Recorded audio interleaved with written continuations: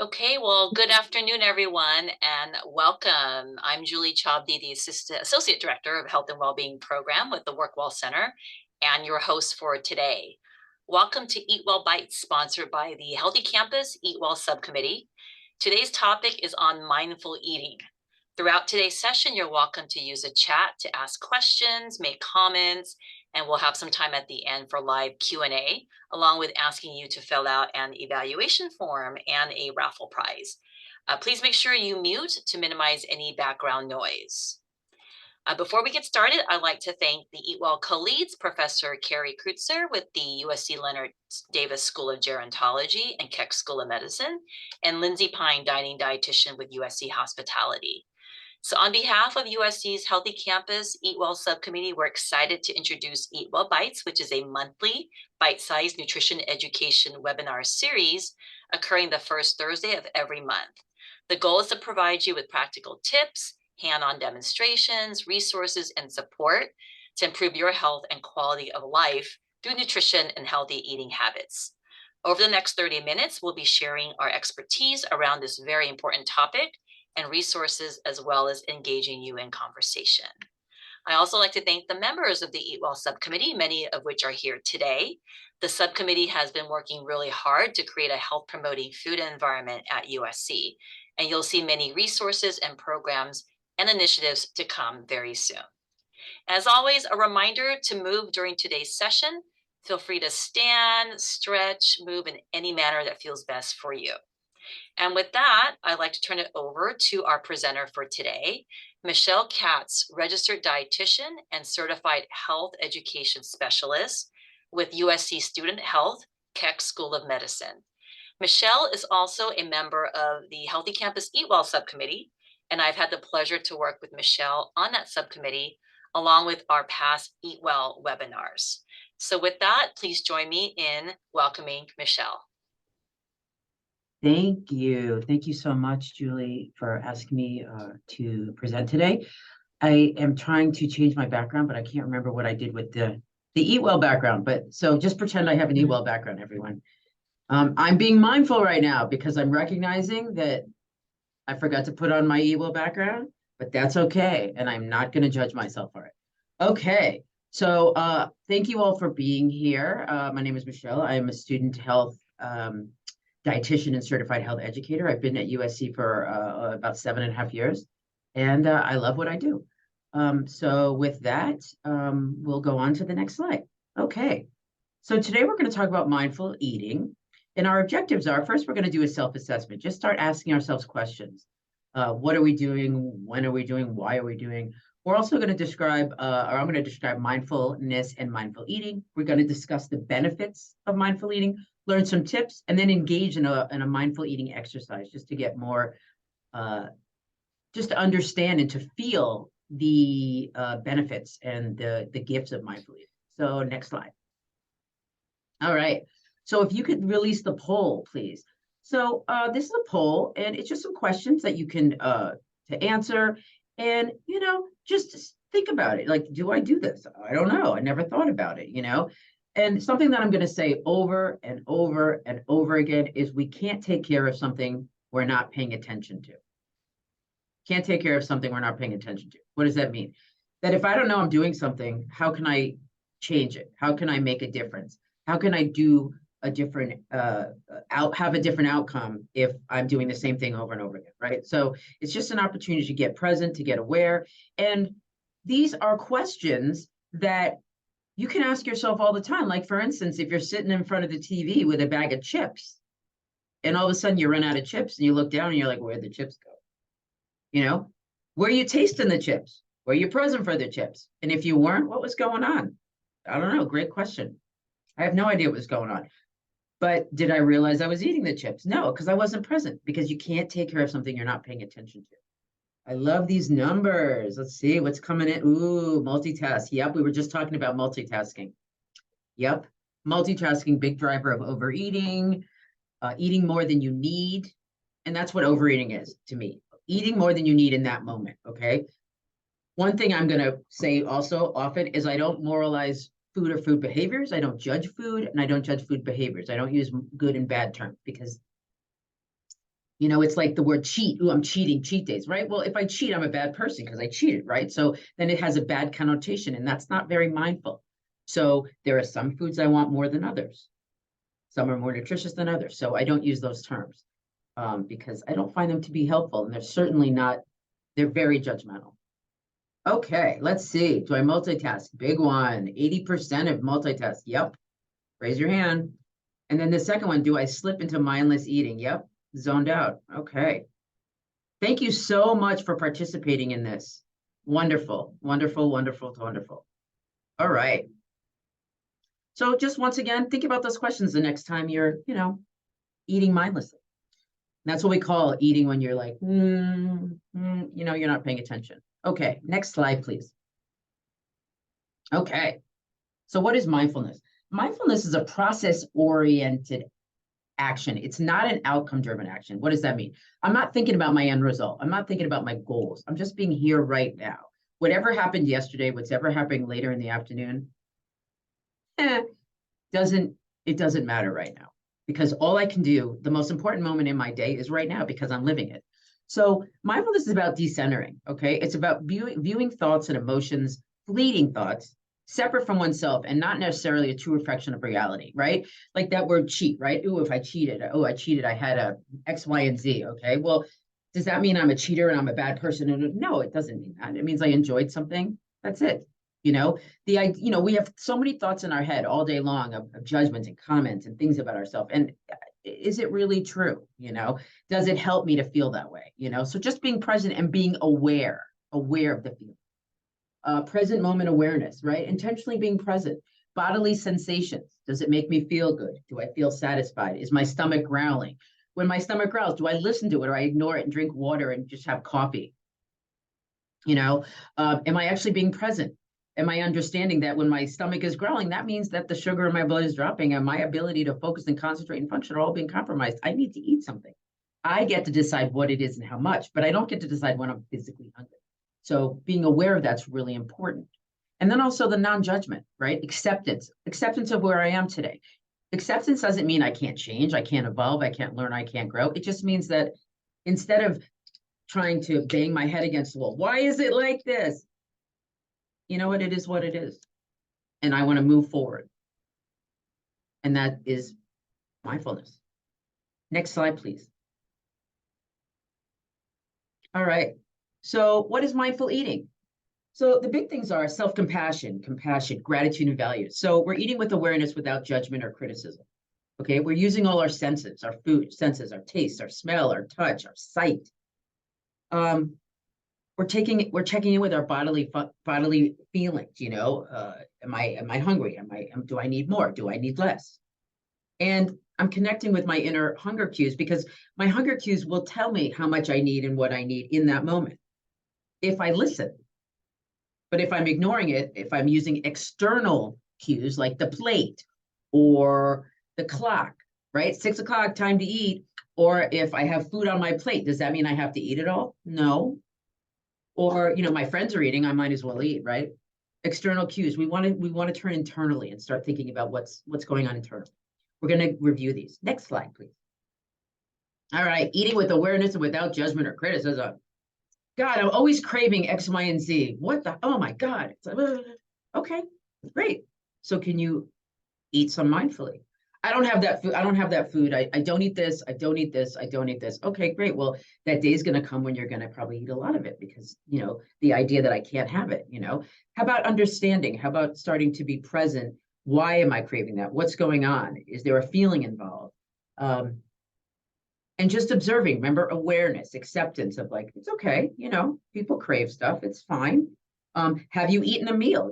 Maybe you can have X, Y, and Z, but put it on a plate, put it in a bowl, sit down under a tree for 10 minutes and eat it and love it and have the best experience of your life in that moment. And then go on with your day. And not judging our food related thoughts and behaviors, right? Why did I eat that? What's wrong with me? I can't eat normally. All these negative garbage that we say to ourselves all day long that don't make me feel good, right? And I wouldn't let anybody else judge me and talk to me that way. Why would I let myself? And, in all honesty, if you want the best out of me, gentleness, kindness, respect, right? So that's how I have to treat myself. So That's part of being aware and mindful. Next slide, please. Senses to experience food. So what draws you to food? You know, you see it, maybe you smell it, the touch, the taste, the texture. If you've ever been around a Subway restaurant, right, you'll smell the bread because they pump the bread smell out in their, their vents, right? So if you ever buy a bakery and you're like, what is that smell? And all of a sudden you're thinking, I need a pastry, right? Like a zombie. And you weren't thinking about food at all, right? You see a billboard, right? You're driving down the street, you see a billboard for something, and you're like, oh my God, I want that. And like a second ago, you were completely fine. It's just about being present, being aware, hearing, right? If you've ever eaten some potato chips and they don't make any sound because they're like rubber, right? They're stale, right? So then we're like, why am I eating these? They're stale, Um, or just being present, tasting the food, smelling it. Do you even like your food? That's a great question. Do you even like what's on your plate? Right? Great question. Because if you don't like it, why, what's happening with that? Next slide, please. Being present moment to moment for each internal body sensation. So checking in with hunger fullness cues. So I'm gonna share with you a hunger fullness scale. There's actually a scale, right? The extreme, oh my God, I ate so much, I'm so full, like Thanksgiving, which doesn't make me feel good. I feel tired, lethargic, I can't concentrate, can't focus. I don't want to move, right? And I'm really irritable, all right? So no benefits to that. And then the other side is I'm starving, I haven't eaten all day. Oh my God, I want to eat. And then what's the size of that meal? What is the quality of that meal? 85% of the time, I want to eat nutrient-rich foods. The other 15, 20, great, eat whatever I want. Enjoy it, love it, mindfully. So checking in with my hunger before, during, and after meals. It takes 10 minutes for your brain and your stomach to connect to say you've had enough food. So if I'm eating, I eat really fast in like 7 minutes. Okay, great. And I eat all the food. And then I'm like, I need more food. And then I get more food. And 20 minutes later, I'm like, whoa, man, right? If I had slowed down, if I had put the fork down, if I had a sip of water, if I had chewed my food, tasted my food, and then I decide, maybe I plate a little less because I'm afraid if I put too much on my plate and I don't eat it, it'll become food waste. Maybe I plate a little less. And then if I need more food after 10 minutes, great, get more food and eat it mindfully. I notice how certain foods affect my body, right? I eat this greasy food and I don't feel good after. And it kind of ruins the day. Why am I eating it? Or maybe I need less, understanding visual, internal, or emotional cues, right? You drive down the street, you see a billboard, you see a commercial. How many times have you seen a commercial late night and you're like, I need that, I want that, right? Children see, I don't think they can do this anymore, but they used to do like sugary cereals in the morning for kids on like Saturday morning cartoons, and all the kids would like, I want that, right? They can't do that anymore. But those are triggering. You see these very attractive people eating a huge hamburger on a really sporty car, and you want that, right? So just being aware, okay, that's what that is. Or maybe I'm having a feeling, I'm frustrated, I'm angry, I'm lonely, I'm tired, I'm scared, and I want to eat something because it'll make me feel good. But does it really make us feel good, enjoying the eating experience, tasting the food, right? If you're not tasting it, what are you doing? That's what I always think. And then the internal versus external approach to eating. Staying connected with what's going on in here. I have one body, right? I can't trade it in for two, right? I can't trade for two smaller versions. So I try to be really present, right? I try to make friends with my body. When I listen to my body and I listen to what it needs, life is a lot easier and better, right? So it's about being present and not letting the clock dictate 6 o'clock, time for dinner, but I'm not hungry, So really being present, I know we all have constraints, 12 to 1 lunch, but, making it work. Like today I had breakfast and I needed a snack. So I had a snack in the middle of the day. I had some fruit and then I had my lunch. So just listening to my body and knowing that like, I need to have a snack instead of like, why am I hungry? What's going on? Let me have some water instead. Yeah, but I'm hungry, right? Because if I don't eat when I'm hungry, when I do eat, it might get really big. Next slide. Well, that's all right. Reconnecting with your innate hunger fullness. So always aware of your hunger fullness cues before, during, and after meals. Checking in. I was treating a patient, a graduate student, and he was like, he'd come in and tell me and my wife, I was a 4 and then I was a 7. And like they're using numbers to dictate. And he like brought it in the family, like knowing when I need more, when I don't need more. And it's very clear. And you're making a decision based on what you need in that moment. And so then you leave it and you go on with your day. Making food choices that are nourishing to the body. When I am mindful and present and preparing meals and ordering in restaurants and thinking about my protein, my fat, my carb, my fruit, my vegetables, then I'm making decisions that I know will make me feel energized and able to show up as a healthcare provider. I need to be in a place where I can help people and have this attitude of nourishing, compassionate attitude. But if I'm hungry, if I'm hangry, if I ate too much and I don't feel good, I'm not going to be the nicest, happiest, fun person, right, to be around. So I need to be present for that. Focusing on tasting food, right? Savoring the flavors. Are you enjoying your food, right? If you're sitting there eating your food and you notice you're not even tasting it, well, what's going on, and making deliberate, intentional choices about food, right? So not waiting hours and hours and hours to eat, but really checking in, having the snacks if I need them, and then having a meal and put the fork down, have a sip of water, chew my food, taste my food, be present.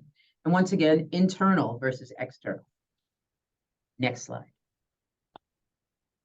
All right, so what are the benefits of mindful eating? I'll have so many students, and I'm sure all of you, if you have any connection with students, right? I don't have time. I don't have time to eat. I don't have time to eat. Okay, but you have time to, what I like to say is hunger cues are like going to the bathroom. They're both physiological functions. They're both things my body needs, right?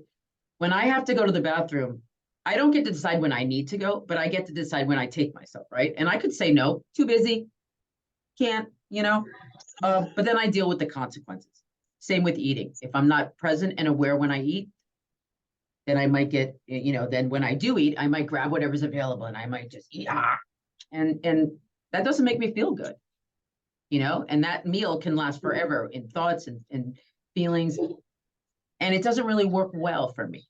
So creating awareness, about your food and behaviors, right? We can't take care of something we're not paying attention to. So if I don't know what's happening, how can I fix it? How can I change it? How can I improve my life if I need to? Making satisfying food choices that are adequate and nourishing to the body. When I wake up, I need to have breakfast within an hour of waking. I can't function without breakfast. My blood sugar will drop and I am just not the nicest person. And so I make sure that I eat it. Today, I ate it in the car. Not ideal, not very mindful, but it's what I had to do. But I did have a balanced meal, and I ensured that I was able to show up and do my work today. Improves your digestion. If you eat fast, if you eat a lot of, you just grab and go, you might notice some digestive issues. And if we slow down and chew our food and be present and taste the different flavors, we might feel a little better, not have so much gas or bloating. Reduce diet behaviors, these ideas that I can't have this and I can't have that and I can't have this and I always like to use the example, when you tell me I can't do something, all I want to do is do it, right? So when I was in high school, my parents would say, we're going out of town, don't have a party. And all I want to do is have a party because you told me I could, right? So when you tell me I'm on a diet, that's all I want to do. And the thing about diets is we go on them and then we go off them. And what happens when we go off them, right? We're like, now I'm free. Research tells us that when people go on diets, they do lose weight and then they gain it back and they gain more. It's not a way of living. And with the complexities of our lives, who's got time for being on a diet? Let me make a decision based on the moment and move on from there. Improves eating behaviors, So those cravings, those highs and lows, when we're not eating consistently, our blood sugar's going like this. And then when we're hungry, we're like, so managing our blood sugar like this. So we're not having those intense cravings and we're not having those highs and lows of needing to eat and being too full. Having gratitude. Gratitude is so important. Life is so fast and there's so much going on. And do we actually have moments of gratitude? And so being grateful that we have food on our plate, that we have the resources that we're able to provide for ourselves, really beautiful things. And, mindfulness in anything, when you're present and aware, it's a great thing to have because it really puts you in a positive road, which is a great way to live. Promoting change, I can't change something I don't know I'm doing, right? I go to this class every week and afterwards I get a Frappuccino and I don't even know why I get the Frappuccino. And sometimes I even get it. It's a habit, it's a habit. I get this Frappuccino. I don't know why I do it. Well, if you stop doing it, you might find out, maybe there's an emotion attached. Maybe there's, I don't like this class. I don't like the professor. I don't like this or that. Okay, so then we can work on that. We can work on how do we move through that class in a way that we can be present and get something out of it because there is something there to learn, right? Because you're always going to have those feelings, right? Stress, anxiety, depression, they're not going to just disappear if I eat a piece of cake. Maybe for a minute or two, but they're going to come back. So what if I ate my piece of cake mindfully and enjoyed it, and I actually dealt with processing my stress or anxiety or depression in a way that makes me feel calmer and cooler and able to walk through those situations. Decreasing stress around eating. Oh my God, what am I going to have? Da, da, da. Being more mindful, thinking about managing your plate and getting nutrition. Not only will it improve your health, it'll improve your mental health and your ability to focus and concentrate. And then psychological benefits. So research does tell us that it can reduce stress and anxiety and depression in psychological overall well-being in some populations, because food is not the enemy. Food, I can be present, I can eat as much as I need, and I can stop when I'm satisfied if I choose to. Next slide. So this is the hunger scale I was talking about, and we always want to be between 4 and 7. We never want to be so hungry that we feel nauseous and dizzy. And I've had students come in and say, I don't know, I get this, my stomach starts growling and I don't know what it is. And I'm like, those are hunger cues. And and they didn't know, or I just drink a lot of coffee. So they'll drink, 3 cups of coffee during the day and live with anxiety and, not eat any food. And then they wonder why they have fatigue and they're not sleeping well, these kind of things. So we always want to be in touch with our hunger fullness cues, okay? And we always want to be between 4 and 7. So I never want to be so hungry that I'm going to eat anything. And I never want to be so painfully full that I make myself sick, because I can always eat when I am physically hungry. Pause for effect. You can always eat when you are physically hungry. Mindfully. If I'm not being mindful, what am I doing? I don't know, but those are questions to ask yourself. Maybe you're having a feeling, a lot of mindless eating happens at night, So, sometimes it's ritualistic. Sometimes it's, I got to eat and watch TV, and it's like, are you putting in a bowl? Are you putting it on a plate? Don't eat out of bags. Don't eat out of boxes. Don't eat out of takeaway boxes. Okay. What happens when you get Chinese food and you get the Chinese container and you're walking around eating your Chinese food? The chances of you finishing it are greater, whether you want to or not, because I don't want to have to put it in the fridge, right? I don't want to wait, I want to get rid of it, right? So I just better eat it, only a little bit. Yeah, but how does that make me feel? If I would like to eat it, wonderful, enjoy it. But if it's something that I'm going to be too full, then I'm not winning. There's no winning in that. So always want to be between 4 and 7, because you can always eat mine. Next slide. All right. So tips to eating mindfully. Sit down. Don't eat over the sink. Don't eat over the sink. Okay? Don't walk around. I tell students, put it on a plate. You mean I got to put it on a plate? I don't want to use a plate, because then I have to clean the plate. I can't tell you how many students have said that to me. I don't want to do dishes. Put it on a plate, put it in a bowl. Trust me on this. Take a serving, put it on a plate and a bowl, and go enjoy it. If I get a sandwich, I get a burrito, whatever it is that I go out and I'm talking, I'll eat half. I'm having a conversation, and then I'll check in with myself. Remember, it takes 10 minutes for your brain and your stomach to connect. So I'll check in. I'll be like, do I need the other half? Yes. Great. Enjoy it. Do I need the other half? No. Great. I have a meal for later. And I make the decision based on that moment. I don't know before I start eating how much I need. When people say, well, I plate as much food as I need on my plate. And I'm always like, well, how do you know? That's an expectation, right? So that means that I'm expecting to eat all that food on my plate. But what if I don't want to eat that food on my plate? Then I put it in the fridge. I save it for later, because I can always eat. Exactly. Always eat at another time. I had a student say to me, brilliant, my body is not a garbage disposal. Brilliant. My body's not a garbage disposal. Brilliant. Just because, that's why I suggest plating less. You can always get more, right? Get more, and then and eat it mindfully. Remove all distractions, okay? Don't turn the computer off right now. But if I wasn't here, turn the computer off, go sit under a tree, get out of your office for a half hour, give yourself that opportunity. When students say, oh, I like to watch TV and eat, I'm like, great, eat for 10 minutes and then go watch your TV show for 20 minutes, give yourself an opportunity to have an experience with the food so you can feel satisfied. So then you leave the meal and you go on with your day. You don't carry it with you. Oh, I didn't eat enough. I ate too much. Always plate your food, plate in a bowl. You go to a restaurant, maybe you put a third of your meal in a takeaway box. And then you eat what's on your plate. And then you decide if you need the rest. If you need the rest, great. And if you don't, no big deal. Serve yourself modest portions, plate less. And that way you can also reduce food waste. Notice the appearances, the smells, the taste. We talked about that. Chew your food. Chew your food. Do you ever notice that when you eat a carbohydrate, it starts digestion in the mouth from the amylase, and you'll get a sweet sensation. If you notice it, there'll be a sweet burst of energy, of flavor. Take 10 minutes to eat a plate of food. Put the fork down, have a sip of water. If you have to set your phone alarm for 10 minutes, do it and see how long it takes you. You might be surprised, because that's when we check in with our hunger fullness, before and after. And then we decide, I think I need more. Great. I think I'm good. Great. Check in with hunger fullness. Yes. Don't label foods good or bad, right? Those are moral judgments. And food behaviors didn't do anything wrong. People that have committed horrible crimes can eat. Everybody can eat. Everybody can eat. Eating is not, it's a right? So we're all allowed to eat. Ooh, really? Out of sight, out of mind. If you leave things on the counter, if there was a bowl of candy on my desk, I'd be eating it all day. So there's no bowl on my desk. Eating a smaller plate, great idea. Don't skip meals. Don't skip meals, because, even if it's a little meal, a little snack, because what's going to happen? You're going to want to eat more later. And don't clean your plate.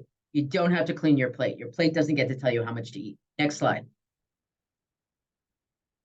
All right, so we're going to try a little mindful eating in the very short time we have. So I want you to grab something to eat. Doesn't matter what it is. It could be a bite of your sandwich. And I want you to just notice, what are the expectations you have on that sandwich? What are you thinking about that sandwich? Is this sandwich going to be good? I had this yesterday. It's going to suck today. I don't want to eat this.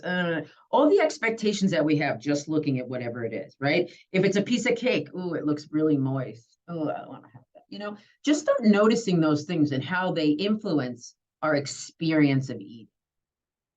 You want to turn the electronics off. You want to get away from the phone. Put the phone down. Don't play video games. Don't work.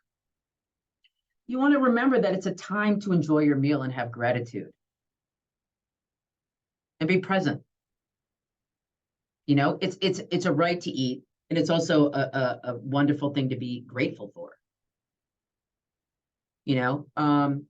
If you were plating, you would want to plate your food. And notice the scents. So first of all, I'm opening my granola bar. Okay, so there's a sound to the granola bar, right? Okay, so there's a sound. I get my granola bar. And I gotta be honest with you, oats and honey, not my favorite flavor. But yesterday I was really hungry, and my coworker gave me this, and I was like, all right. Okay, so I have an expectation, I don't know if I'm gonna like it, right? But I'm feeling it. It feels kind of interesting, and it's a little nutty, and I'm getting crumbs all over my desk, noticing that, not judging it or noticing it. And then we just take a little bite. Take a little bite or whatever here.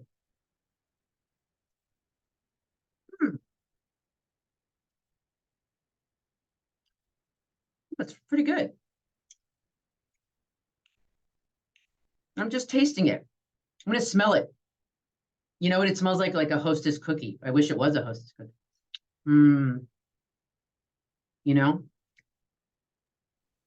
I love you too. I'm going to put it down. Michelle, put it down because we're running out of time. All right, I'm going to put it down and enjoy it. All right. And just be present. And I'm going to have a sip of water. I'm going to check with my hunger fullness, and I'm going to turn it over to Julie. Thank you all for listening, being here, and I hope you got something out of it. Michelle, that is a great presentation. I want to get to, I know we're out of time, but there's 4 questions I hope you can briefly answer. And while you do that, I'm just going to preview the next session is next Thursday, not next Thursday, but in November 2nd on meal prep. So please join us for that. And please complete our evaluation form. So real quick, Michelle, if you can answer these questions. Okay. You mentioned for practicing mindful eating to take sips of water between bites. What does that do to your digestion? Is that okay to do? Absolutely. So first of all, it could clean your palate. It gives you an opportunity to slow down. And it also slows down your eating, right? It slows down your eating, makes you more present. It's just, I like to call them obstacles, right? I put obstacles in my way. Like I put the fork down, I put the chopsticks down, I plate my food. These are little obstacles that are embedded in my day to slow me down so that I am present. So okay to do. Yes. Yep. Okay. 2 questions on intermittent fasting, if you're able to answer. One is around, is it okay to skip breakfast and have your first meal be lunch? And then if you have hunger pains, do you suggest breaking the fast with some sort of mindful eating? Okay. So I know there's research that intermittent fasting can be very helpful. I am not a fan of mindful eating because of the reason that it's an external indicator of when I need to eat. So unlike, I don't know about you, but when I have to go to the bathroom, my body tells me that I have to go to the bathroom, right? And I compare bathroom with hunger cues. It's the same thing. It's a physiological response. My body is telling me what it needs, right? So when I have a hunger cue in my belly, in my stomach, that means that I need energy and I need to eat. The clock doesn't get to tell me when to eat. The plate doesn't get to tell me. So if you think about, I don't think if I have to, when I come to work, if I don't eat for a zillion hours, like 16 hours and come into work, I can't function. I can't focus and I can't be my best self. So I don't encourage intermittent fasting because because the reality is I will always have my hunger fullness cues, but I won't always have the commitment of not eating between, 10 and 12 at night or whatever. Great. Okay. So fan of mindful eating, but not a fan of intermittent fasting. But Yes, I know it's based on whatever works for the individual. exactly. Last one. How can you be more mindful eating with other people? Great question. Great question.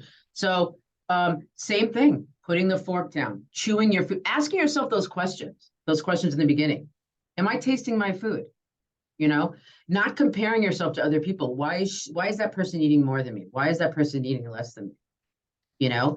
Being present in the moment, right here, right now. You'll actually, the more you do it, especially when you're alone, you'll start to bring it into other things. It will just become normal. It'll become regular. And then, and also you'll notice like maybe the people that you're with are eating everything. And then they're like, oh man, I ate too much.